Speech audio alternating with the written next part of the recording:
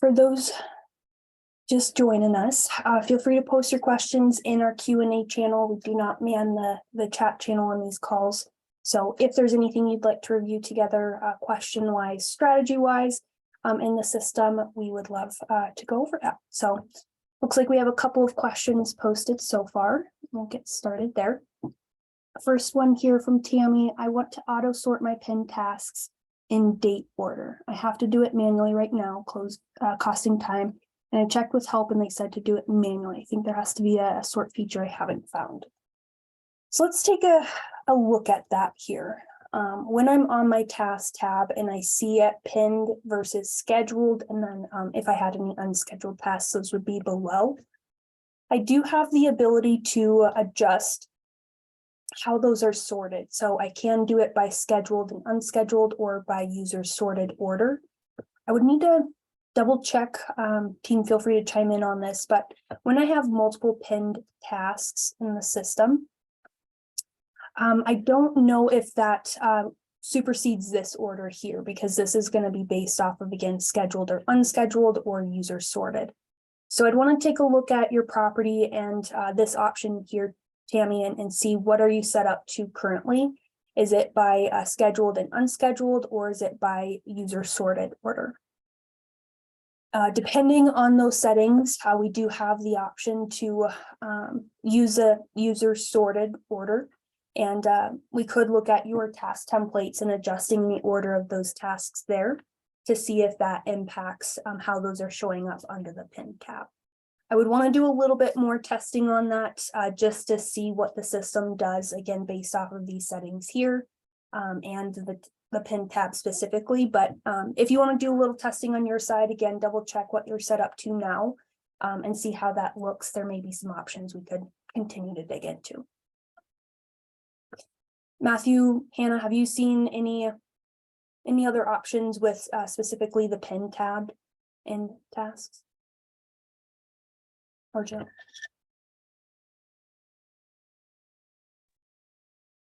Not anything other than the ones that you just showed. I'm curious, are we only looking at tasks on the property though? Because I'm wondering, you know, when we look at the task pipeline, that does show, you know, what's due today or past due today, tomorrow. That does have that scheduled use. You can see what the next 7 days are. Yeah, no, that's a really good point. Pinned or not, it would be in that date order. That's in a really that good date point. order, yeah. I think my question here, and I like you said, I might have to do a little bit more testing. I think if you pin certain tasks, they may or may not go by date order so much as you've pinned it, and it could be in a user sorted order, but just by default. So I'll have to play around a little bit with that, and I'll take a look. We might be able to possibly do like an update where even if it's pinned, it puts it into that sort of date sorted order. Regardless, depending on, you know, your options, what you choose there, date ordered versus user sorted order. But I think what Tammy might be talking about is having these pinned tasks that you could be moving around, you know, in a different sort of order. But I'll have to play with that. But I'll take a look into that a little bit further here on the side. Okay, perfect. Thank you. It looks like Tammy sent a follow-up just in the transaction. It applies to my one sheet. So at that point, I would look at those settings then, if it's going to be specifically on the property, and see if adjusting that to one of these different options gives you a little bit more control over that. Thanks, team, for the additional insights there too. Really good. Next question we have is, how do we figure out when and to what level to upgrade? I'm on the premium plan currently, and it seems like the next step up only adds reporting and commissions, neither of which I need. So really great question here. I'm actually going to pull open a additional tab to take a look at. And this is going to be kind of universal for anyone that has questions on our pricing plans. You can always come to openaclose.com to our pricing page. It's going to show our version 2 pricing in the plans that we have right now available for new users. If you are on one of our version 1 plans, so the premium plan add-on, or pro add-on, if you need to double check what your current plan is, just come to the URL up top and change that V2 to a V1, and it will show our old pricing page. So you can always reference the details of what plan you are potentially currently on and what you would want to move to. So looking at this premium plan, current details that you see here are going to be very similar to what is our new Grow plan. The main difference actually with our version 1 versus version 2 pricing is going to be similar to what you're saying. We do have our commission features on our version 2 pricing. We also have reporting on our version 2 pricing in the Grow plan. We also have what we call subtasks. I'm actually going to pull up the whole list because it's a little fuzzy. If you ever want to reference this yourself, you can come to your profile icon, top right corner.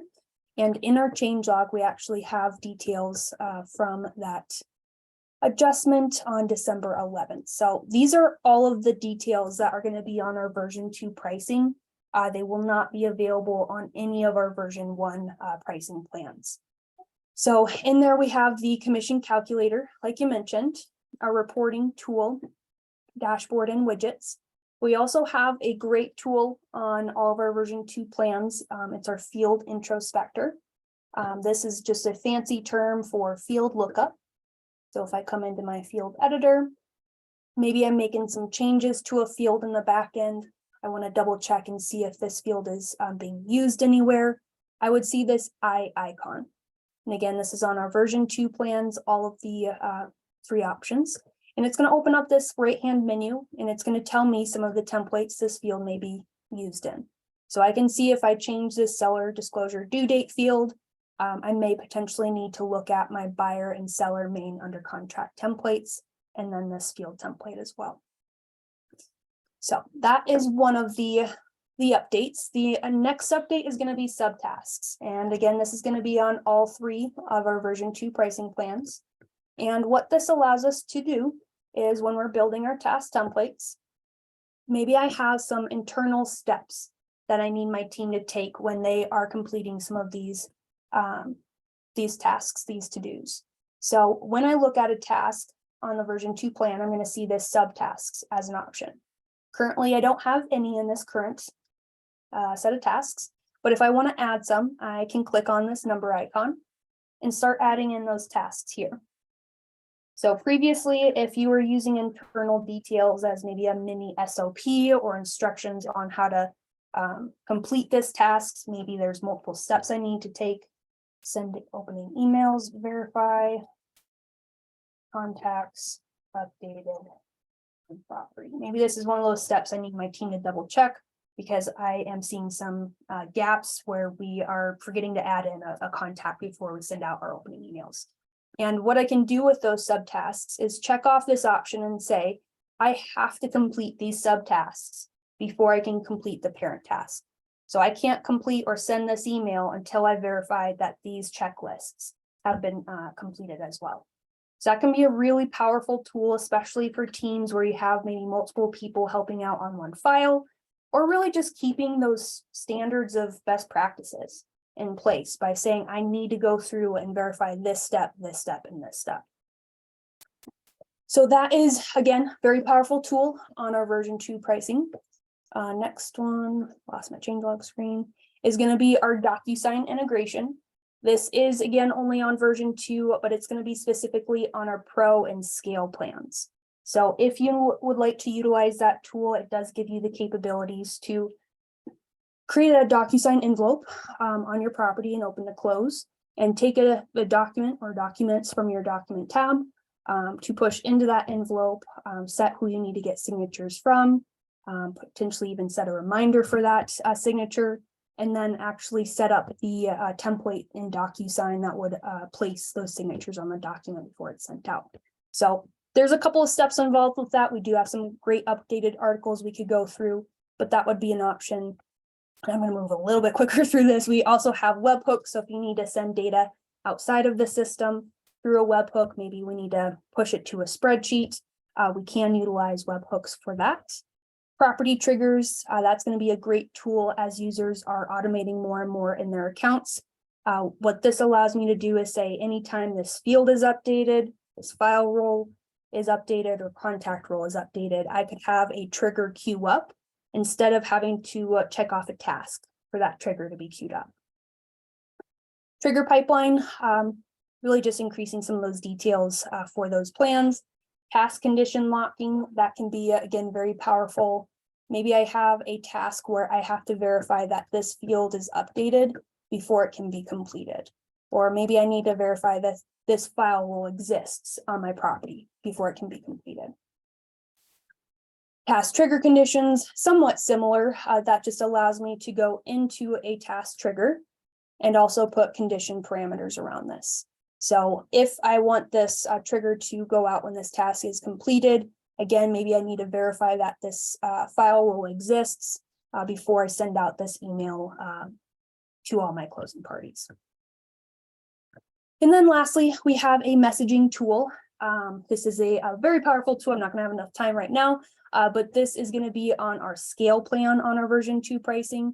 And this is also going to be a very powerful way of automating some of the correspondence that you're sending out for your records, but doing it in a way that could notify your users through an agent portal, a client portal, via email, but all of those responses come back into your user system under their messaging center, so that way they can easily respond to it, set up reminders to it, see who's opened it.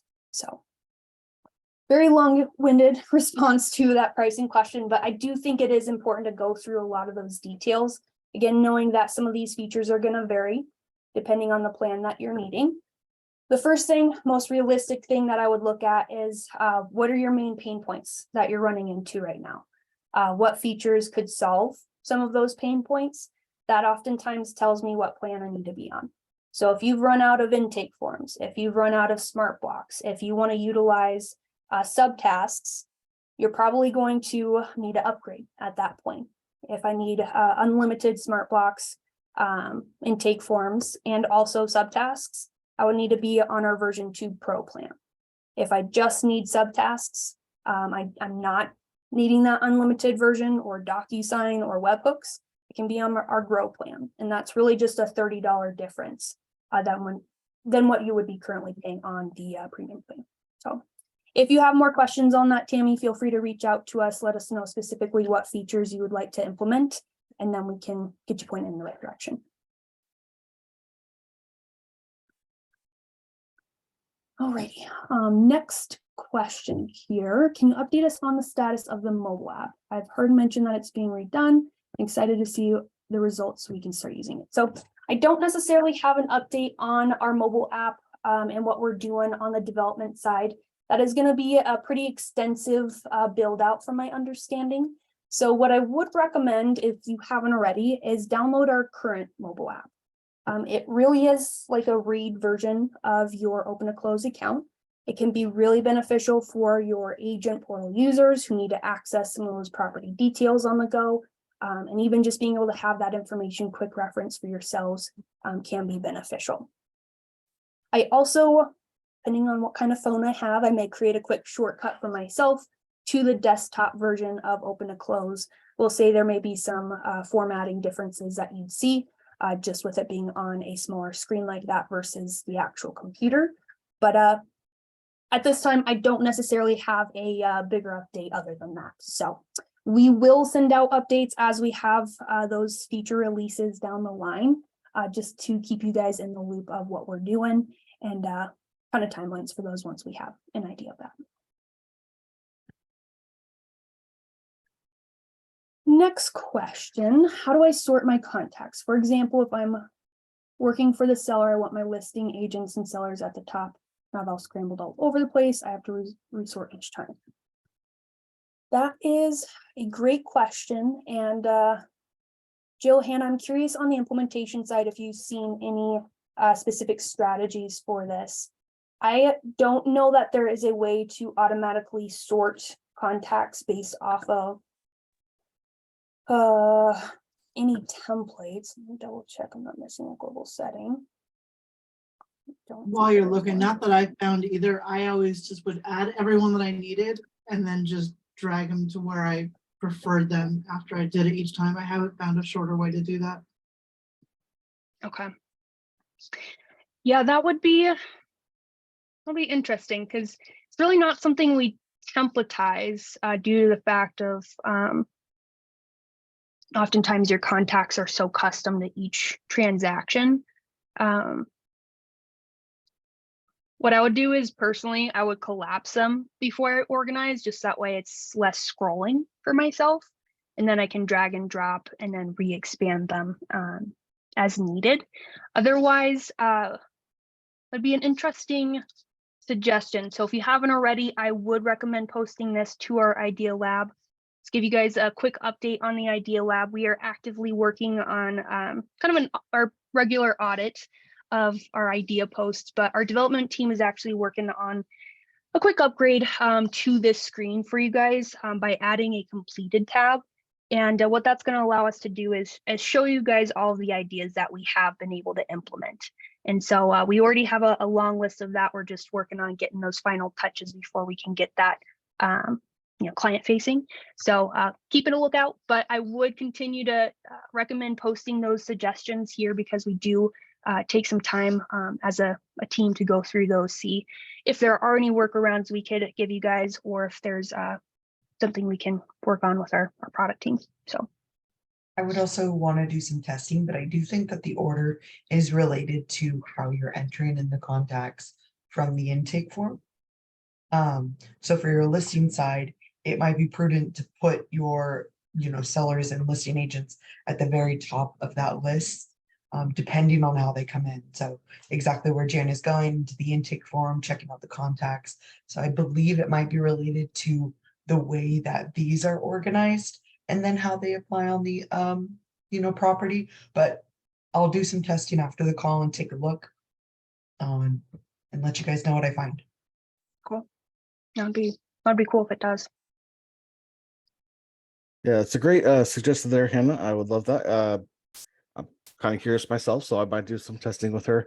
But if you are going to put something into the Idea Lab, again, with us doing a little bit of a revamp, really auditing those ideas, I just want to point out the more details you can provide, the better, just so we can make sure that we're actually providing what you're looking for.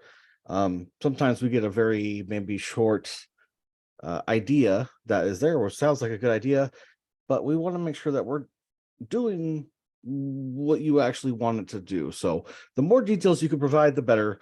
Just want to kind of throw that out there, just so we can serve you guys better. It's a really good point.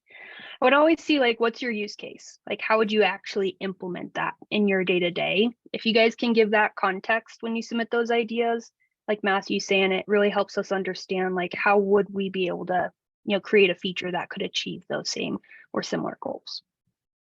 I was going to add to Jana the sort feature with the in the Idea Lab, because I just typed in sort contacts and there is that in it as well. So if you go and I actually typed contacts after that too, and I found one. Oh, perfect. Okay. Now it looks like one where we just have the post there. So yeah, definitely add to those existing ideas as well. Upvote those because again, we really look at big picture, when we're going through and doing those audits. So we appreciate you guys taking the time to post these ideas as well. It's wonderful to get that feedback from our users of how are you implementing it in your day-to-day, and what are some of the things that we could do as a whole to try and make our systems better. So any other additions to that before I move on to the next question?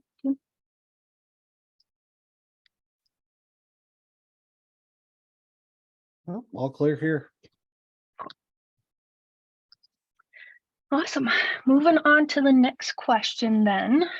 Hi, I am curious on how you would recommend receiving intake forms from agents on an accepted contract from a listing. To explain further, we have a listing intake form which creates a property transaction once approved.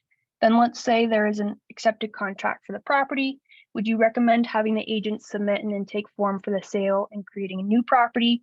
Or would you recommend having them submit the purchase contract via their agent portal? From my understanding, there's not a way to connect the intake form, so it updates the records on the already created property. Perhaps I'm missing this functionality. Thanks. Great question there. So, Tanya, on this one, we do get it a good amount of times. You know, it's a wonderful question of, for a buyer contract, we generally have just the under contract period. We don't start your buyer agency agreement and open to close while you're doing that home buyer search. So we really just have the one property typically for the buyer side. But for a seller, I may be managing my listing process and open to close, and then also my seller under contract process. And I think one of the best ways of explaining this is, you know, in real estate, we run into those scenarios where a listing may fall out of contract. And when that happens, I do want to keep a backup of everything that I've done for my files and all of that contractual information that I may need to reference in the future. And so with most of our typical processes, we recommend users having a separate property record for your listing and then a separate property record for the seller under contract portion. And the reason for that is, let's say this is a seller under contract. If this contract terminates, all I would need to come down through and do is change that contract status to terminated. I could then apply a task template for my seller terminated contract tasks, and then find my other property where I had the listing and change the status back to active. And maybe apply a task template on that record to say, here's all of my tasks for reactivating a listing. And so what that allows me to do is, again, keep this as a, well, let's see if I have, yeah, terminated. I can always come back to this 1235 Tenderfoot Hill. I can remove any uncompleted tasks as needed, remove dates from calendar easily, and then toggle back to a clean record where I don't have to remove my buyer's information from the contacts tab, remove any of those documents that were from this current fully executed contract. Instead, go do a quick search, find my listing, which probably I'm not going to have that address again, but oh, look, I do. And then change that from likely, I don't know if we have it in this account, but when we have this type of setup, we generally recommend users having an additional status for listing under contract. So that way it doesn't affect your typical pending or under contract status. You can keep this out of your pending tables or segments, but I can change that from listing under contract back to active listing.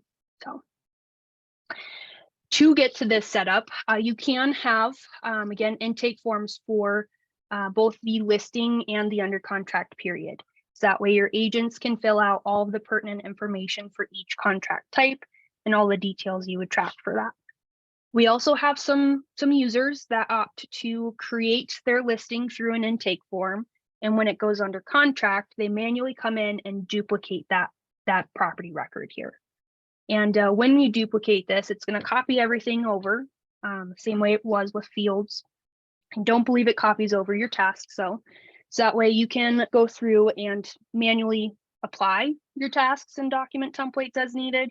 You could create a property template for your seller under contract details, or if you're on our scale plan, you could utilize property triggers that queue up all of your seller under contract templates once that contract status changes from active to under contract, that type of thing. So those would be likely the scenarios you would start with and see which one works best for, hiccups, you and your team.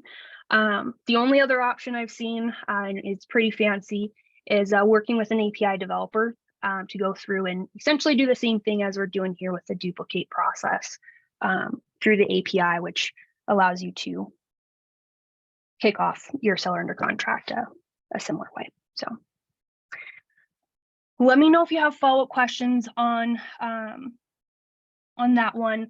If you do want to dig into that further, feel free to reach out to us in support as well.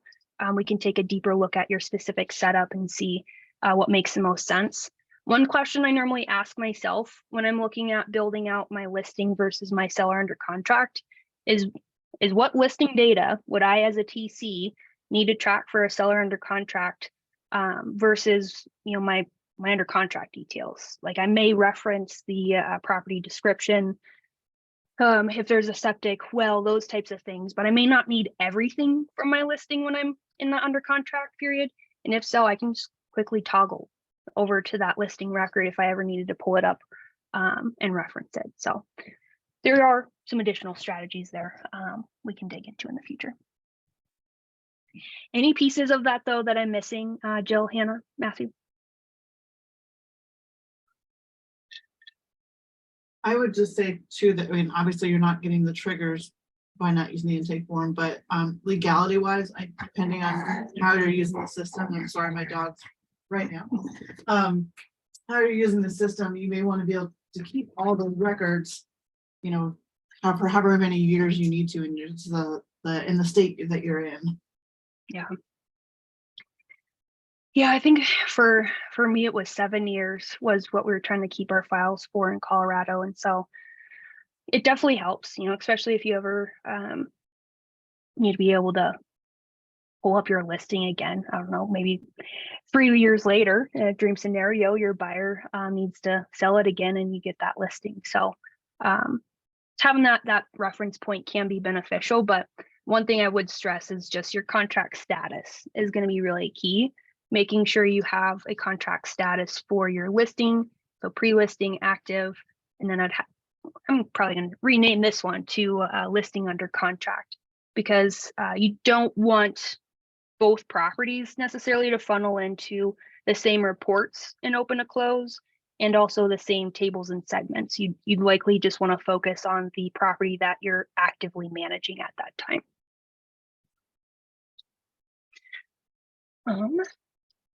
Let me see if there's any follow-ups. Okay.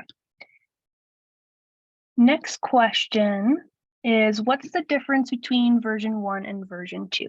Great question there, Paige. So let me pop back over. Okay, closed it down. Main difference is really our pricing plan. So previously in our version 1 pricing plans, I'm actually just going to pull open that page. It was a little bit more complex than it could be with how we had the light plan, plus plan, premium plan, and then our add-ons below. But also we built out a lot of key features in the system that, you know, as we simplified the plans, we really wanted to figure out what made the most sense for users that are going to be growing into those automations.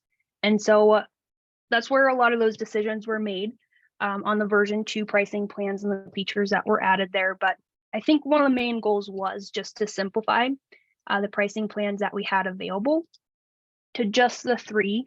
And then from there, adding those additional features to those new plans.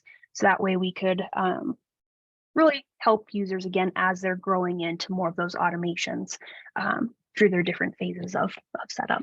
So V1 really is just version 1, and then V2 is version 2. So open2close.com pricing, again, you can always swap that out to toggle between the different pricing plans. If you are not sure which pricing plan you are currently on, you can always come into your profile icon in the top right corner.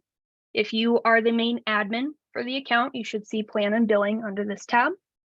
And then from there, you should see the current plan that you're on. It's going to notate that here I'm on the scale plan. If I needed to, again, double check that, I can see scale plan right here. So Grow, Pro, and Scale, simple versions, those are version 2.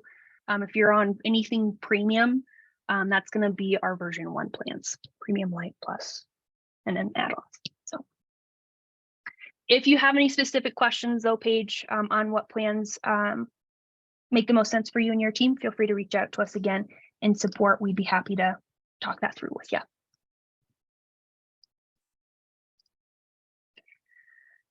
Next question. I have a question on commission report. Can everyone on my team see these? If so, is there a way to make them private? So great question there.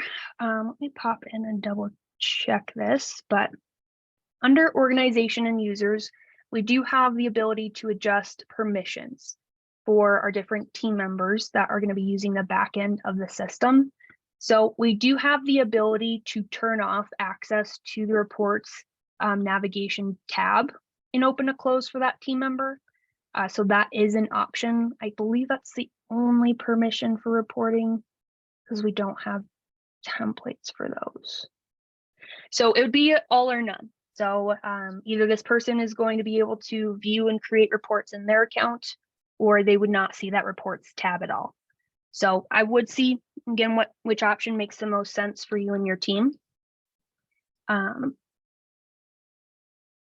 In the future, potentially, you know, that the product and development team may expand on some of these details. So if you have any suggestions on that one, you know, kind of dreaming, be kind of cool if we could put some permissions on specific dashboards here. I would post that up to our idea lab. This is really our version 1, our first iteration of reporting and open to close.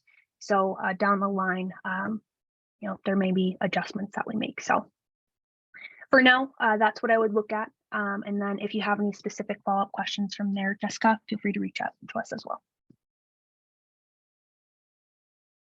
Yeah, just the follow up on what you're saying there, just kind of piggybacking again, just to make sure it's clear for everybody.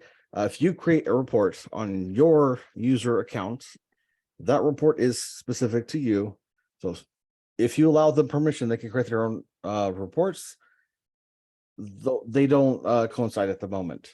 There is definitely room for like improvement. I think we can have there at this time. It's everybody creates their own reports, or you could, you know, disable the ability for them to even see the reporting section. So it just depends on your team and your system and how that's working.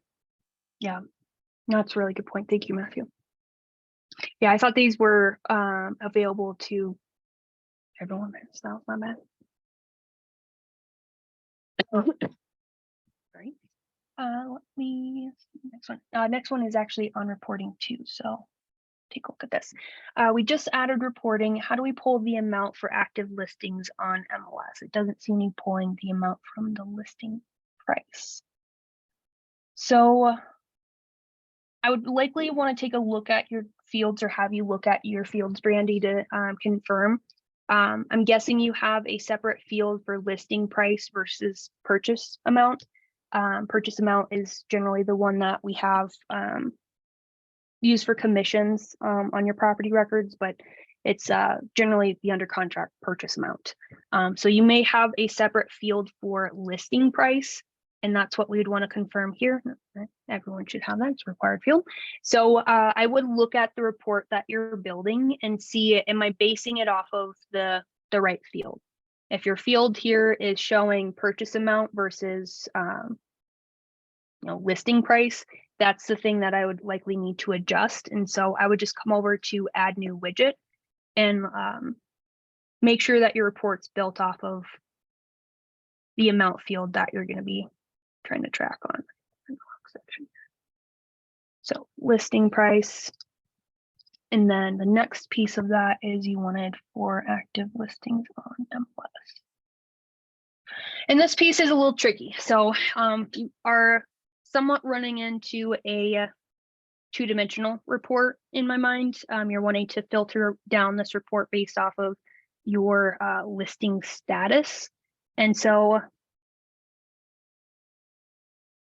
right now in open to close, we don't have the ability to have more of that two-dimensional type report where I can have that secondary filter on this. So what I would want to take a look at is maybe a date field for your active listing. So maybe trying to find all of your listings that have gone live in the last 30 days.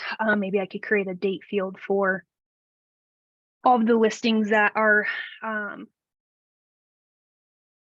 actively on the market, and then I can just remove that manually. But that right now is what I need to dig into a little bit more, is seeing, could I use this reference year to then filter this down more? So right now my widget is based off of listing price. It's currently pulling in all of my properties that have the listing price field filled out, and it's referencing the properties that have been created in 2023.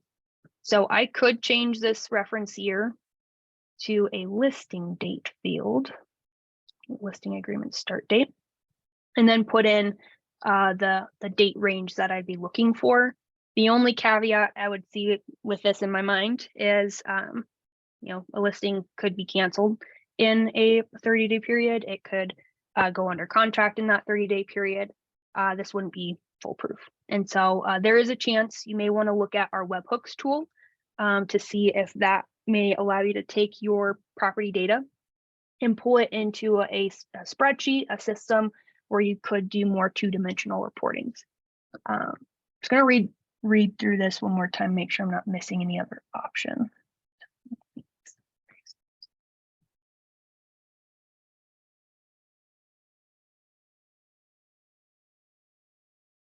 Actually, can't have this be anything other than a date field. Also, team, if you have any thoughts on this as well, definitely feel free to chime in, because I don't even think changing it to commission would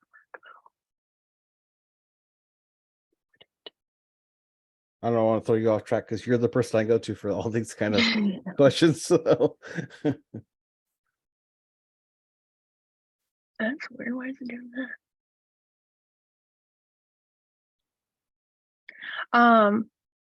I it's tricky. I almost think that you'd likely, I personally would do more of a date range for created date. So that way you could go through and view this here, and then maybe have another widget for active listings, and have that be based off of status. So that way I could then see, okay, out of these listings that were created in all of April, maybe I do within the last 30 days, I have, you know, 15 of them that are still listed, and then maybe another widget for how many I've had terminate and not same time frame. So that's what I've done in the past with reports is if I have a report where maybe I can't get everything I need in that specific one, maybe I'll create a specific dashboard for everything that I would want to reference for my listing. So not only my listing price and those created this year, but again, all my listings in those different statuses for this month. And then I can even base that off of my TCs to see that, hey, Hannah's been handling 5 listings this month, but I've only gotten Jill 3 of those. So a new listing, I probably need to get over to Jill to balance that workload. So I would take a look at that, Brandy. And then if you have any follow-up questions there, for sure, I would reach out to us and support, just so we can take a deeper look at what type of information you're trying to track for your listings, and then we can collaborate from there. And then it looks like you have a follow-up on that, also on reporting. How do you track counts volume when it is a dual-ended transaction? Wonderful question. So this is where I would have multiple dashboards that I can toggle between. That is, for me, you know, when I grow into those automations more and more, and especially this feature, I'd likely be on the scale plan just because I would want to toggle between a volume dashboard so I can see all my track counts in volume versus maybe my weekly reports or whatever that may be. I'm just going to create a new report. And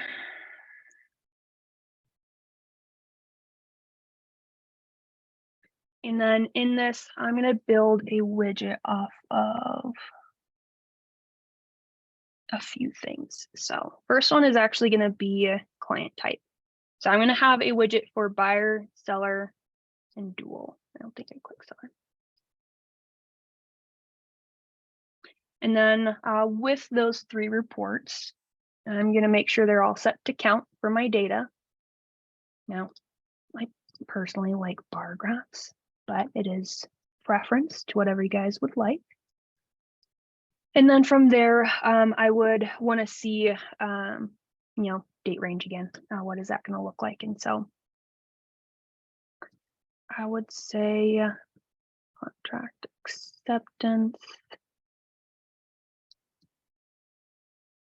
And then I'm just gonna pretend I did that for all three of those. So this would be one option, is just have a widget based off of your client type instead.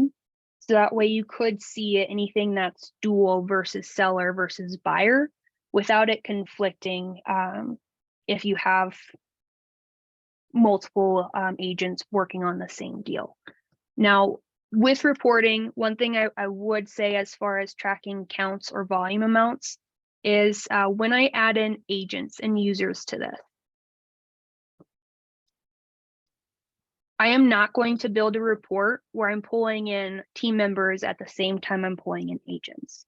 And the reason for that is my implementation demo account is actually also on the same deals as test OTC agent and or test 2 OTC agent, because this is my team member who's working the file, and this is the agent portal user that's representing my clients or our clients.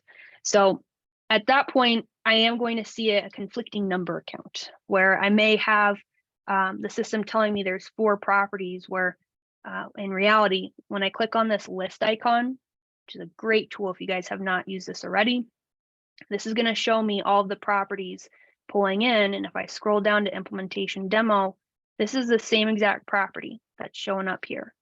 So that may be the case. I'm actually doing that twice because that doesn't make any sense actually.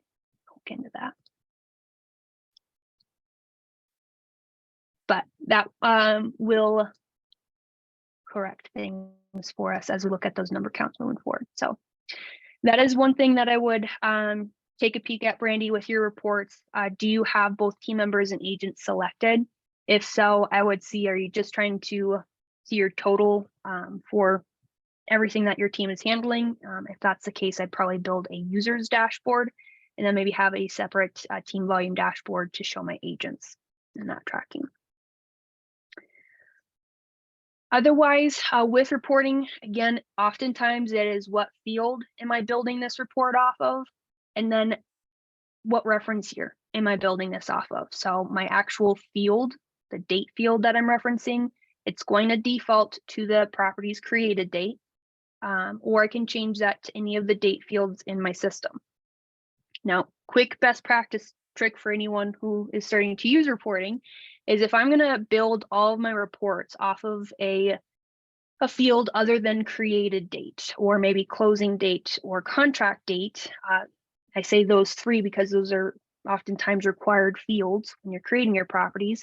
If I build it off of an HOA due date, if that's not a required field for your team or agents to fill out on your intake form, and you don't have any kind of condition locking on it, there is a chance that this field could be missed. And so if you want your reports to be as accurate as possible, and you're building a report off of this field, see if you can add it as a required field on the intake form, either as you're filling it out or as you're approving it, or use task locking can be another great option to make sure that this field is updated before that property is completed. Now I totally tangented on that. Any additional feedback, thoughts, team, on that one?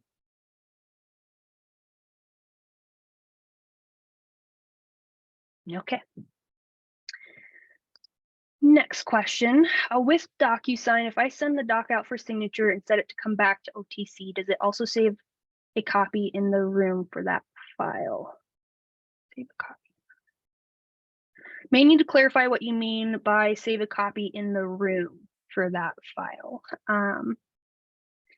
Depending on how you set up that envelope on your property, I don't believe I have DocuSign set up for this account. Oh, look, I do. I may have the ability, let's see if I can set it up here.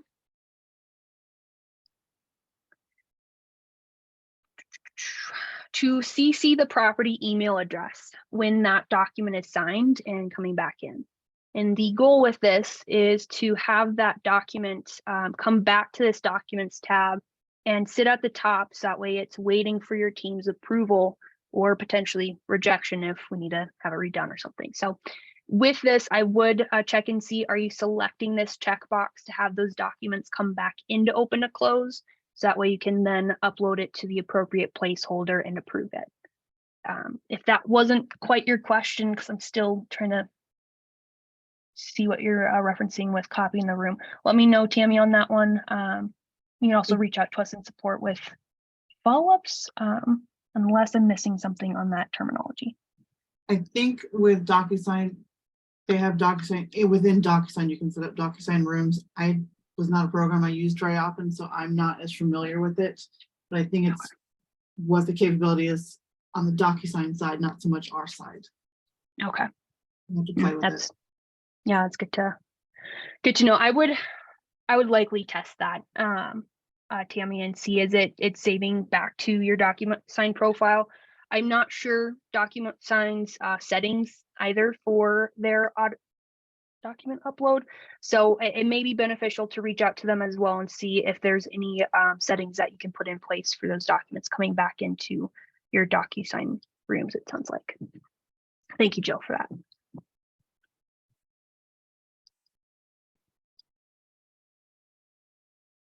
Okay, next question on pricing plan. So pop back over here. Why are the version 1 and version 2 pricing pages separate? Can we subscribe to the original plans that are priced similar to what TC Workflow was? So great question there. Right now with our pricing pages, anyone who signs up after December 11th, 2022 would be signing up on our version 2 pricing plans. And the reason for that is one, just trying to clarify, again, keep things as simple, but also as powerful as we can with our features and what users are going to be growing into. And so with the company decision there on the pricing plan change, it was, we're going to have new users signing up after that date be on our version 2 pricing. If you have any questions on pricing and any previous plans that you may have been on, we do ask users to reach out to us in support, just that way we can take a deeper look at your setup and see what plan you're currently on and discuss that further. And so I don't necessarily have a specific answer to subscribing to the original plan with TC Workflow pricing. It would likely be one of the version 1 or version 2 plans, depending on when you signed up. And so let me see, I'm just going to take down your name page so I can take a look at your profile when we're done. And then again, if you want to reach out to us in support, we can discuss that in more detail with you. And as far as keeping them separate, it really was just to simplify things. We wanted to make sure you could still access the old pricing page, which is why we kept that available on the front end to just be a toggle of your URL. But we didn't want to confuse any new users that are just going to be starting on these plans as they're moving forward.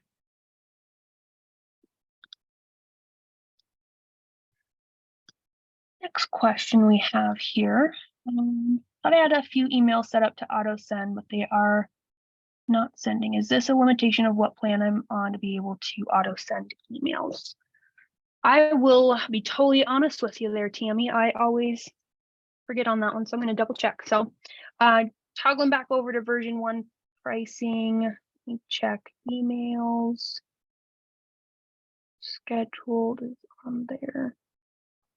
So I want to take a look at your template. It does look like send emails automatically is on the premium plan. And so from what you were saying earlier, you're still on the premium plan. So based on that logic, it may be your task template and what's going on there, and or potentially the details in that task trigger and what we're trying to auto send out. And so if you can, Tammy, I would send in a ticket specifically what email or emails were you trying to auto send, what template do they normally live in, so we can take a deeper look at those settings. What I would want to check is on the task itself, which I don't have any triggers on. Well, and that's the first thing is my task trigger on? That was a great example of this trigger was in my task, but it was toggled as inactive. So that's not going to do anything if I complete this task and it's set to auto send. So if this is not toggled green, that could potentially be why. The next thing I would want to take a look at is in your task, is the trigger set to will be queued, or is that set to trigger will be sent automatically? If that's the case, it was set to trigger automatically, I would then look at process when. If this is a task completed trigger and we have not completed that task yet, that's why it did not auto send out. If it's task not completed and it did not auto send out, I would look at your contingency option. So I'm going to show you that really quick. When I have a task not completed, I need to give this a timeline typically.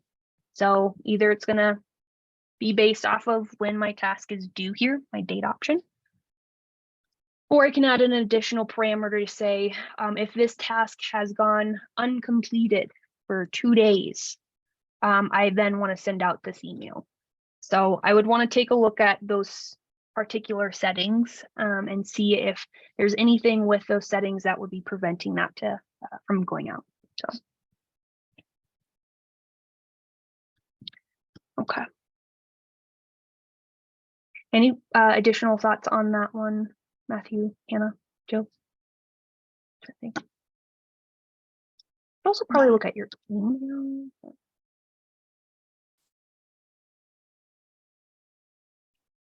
Appreciate that. Okay. Well, if you have any follow-ups on that one, again, Tammy, definitely let us know. Awesome. And then it looks like let's have a couple of follow-ups on the DocuSign here. So let me read through that real quick. I can't try this out if I'm not. Okay, so what I would recommend on that question, I mumbled that. I can't try this out if I'm not on the plan to use DocuSign and want to see if it's worth upgrading. So one thing I would recommend for anyone who has questions on our new features is, went pretty quickly there, come to your profile icon and to our support center. We do have some great articles on each of our new features. So if you do a quick keyword search for DocuSign, we are going to have some previous webinars where we specifically went over those new integrations and features live, so that way you can have a full run through. I don't particularly have a full DocuSign setup on my end to go through start to finish. And it is going to be more of like a 15-minute like run through typically. So I would recommend starting here and then also coming in and looking at our how to use DocuSign with open to close article. This is going to be very thorough on going through and setting up the initial connection, but it also goes through and shows here's those steps on how I'm going to access and set up DocuSign on my property. How am I going to upload those files so I can create my envelopes? And then from there, some advisories on, you know, if I don't CC or check that option to CC my property email address, that document may not come back in. And then it'll also show you what it looks like when those documents come back through as well. So with that, one thing I would also point out too is if there's certain questions on pricing plans and you're unsure if you are going to stay on it long term, you can always come to your plan and billing and change that here. So if I found that, hey, I don't need to take advantage of all of those features on the scale plan at this time, I really just need unlimited smart blocks, intake forms, and webhooks, you know, I can change this to my pro plan. If you came in and decided, hey, I'm going to try out pro, you know, see what some of those features look like, I could start out on pro, and then if that's something that doesn't make sense for me, I can toggle down to my grow plan. And what we do with our billing is things are prorated.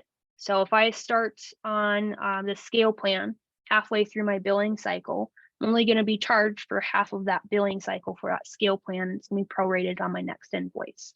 Same thing with downgrading. So if you only pay for the pro plan for a week as you guys are testing it, decide that it doesn't make sense for me at this time, I can change that to the grow plan, and the billing is going to, again, prorate that difference for the time that was left. So that is an option.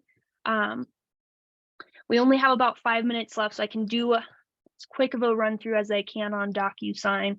But if you would like to see that in more detail, again, I would watch that webinar through. But before you jump into DocuSign further, I just want to thank you for talking about a little bit of the billing. I work with the billing team quite a bit, and prorations is a thing that throws people off quite a bit. Sometimes when somebody upgrades or they add new users, those users or those features are being added immediately, but nothing is charged at that point. But you may see an increase on the next invoice just because it's like, okay, for you're getting those features for the next 2 weeks, not the full month, just the next week or two, or however long you've upgraded. But vice versa, if you downgrade, you remove a user, 2 users, you downgrade your plan, that will put a credit onto the account, so your next invoice is going to be lower. I get a lot of tickets sometimes and questions of people asking, whoa, my bill has changed, what is going on? And usually prorations is a common factor in what's going on there. So just keep that in mind. If you upgrade, downgrade, it could change things up a bit. That's good. I need to have you take a look at what I did to break my account here, Matthew. That was I my can bad. do that. I can do that for Toggling you. back and forth in our Sprint system the other day. But with that, if you guys ever have questions though on those pricing plans, it's a common theme for this call. Like, we are here for you and support. Our billing team, Matthew, primarily right now, like, there are things that we can get clarified for you, but also just support. That is our goal, is to make sure that we're able to help you guys in those questions in your day-to-day. So Yeah, absolutely. Like you said, if you reach out to support, most times they can get you connected to the right person, whether it's a billing question, you're trying to talk to me, Jana, whoever you need to talk to, usually they can get you to the right place. So don't fear the support team. They're here to help you. yeah, and they're wonderful.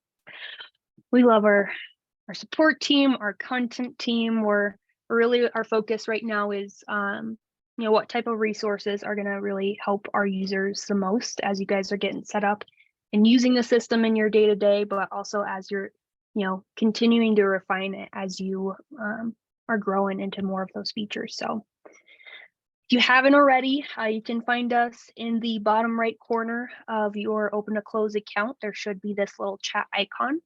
When you open that up, you will have the option to search for our help articles here, but you have the ability to toggle over to messages, or you can reach out to us either via chat, email. We can hop on, see how we can help out. Otherwise, we are right at time, and it doesn't look like we have any other questions in chat right now. So give you guys a couple more minutes if you want to post any in. Otherwise, we will wrap up here shortly.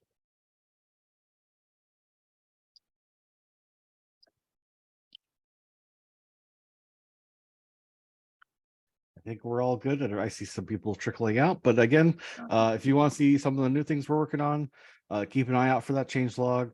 Keep an eye on that idea lab. We are really putting some efforts into making sure those are updated, getting you guys extra feedback that we may not have been able to provide before, but we want to make sure you know what it is exactly that we're working on and trying to help you guys out. We want our goal. I've talked to some of the different leadership teams, and our goal is to make sure you succeed. So if you have questions, you get stuck, let us know, and we'll do what we can to help you out. Awesome. Well, happy Wednesday. Thanks for joining us, and hope to see you guys this next week. Talk to you soon.